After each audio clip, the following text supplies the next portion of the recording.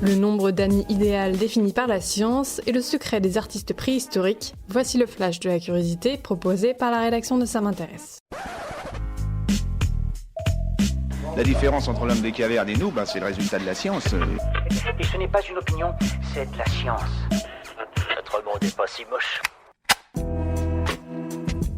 Avez-vous l'impression d'avoir peu ou beaucoup d'amis ? Selon l'anthropologue britannique Robin Dunbar, nous ne sommes pas capables d'entretenir un nombre illimité d'amitiés et il existerait bien un nombre idéal d'amis à avoir. Selon lui, si l'on ne compte que les amis, c'est-à-dire ni les meilleurs amis ni les connaissances, nous pouvons en compter 150 dans nos vies. Parmi eux, l'anthropologue indique que les membres de la famille peuvent rentrer dans ce décompte. Au contraire, les connaissances, dont celles que nous comptons sur les réseaux sociaux, peuvent être près de 1500.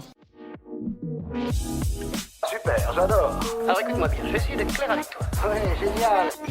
Pourquoi les hommes préhistoriques du Paléolithique supérieur peignaient-ils dans des recoins exigus des grottes, difficilement accessibles et privés de lumière naturelle ? C'est la question que se sont posées des chercheurs en analysant des œuvres de nombreuses grottes en France et en Espagne. Selon leur modélisation, les chercheurs ont observé que le taux d'oxygène diminuait fortement dans une grotte profonde et ne possédant qu'une entrée, et encore plus en présence d'une torche allumée. En situation d'hypoxie, les hommes pouvaient ainsi être plongés dans un état altéré, propice à la création. Le manque d'oxygène libère en effet de la dopamine dans le cerveau, ce qui peut conduire à un état d'euphorie et d'hallucination. Selon les auteurs, les artistes choisissaient de peindre dans un état second pour entrer en connexion avec le cosmos et tenter peut-être de communiquer avec un autre monde. Voilà, c'est tout pour aujourd'hui, on se retrouve bientôt pour un nouveau flash. En attendant, vous pouvez retrouver tous nos épisodes sur les plateformes de podcast Spotify, Deezer et Apple Podcasts.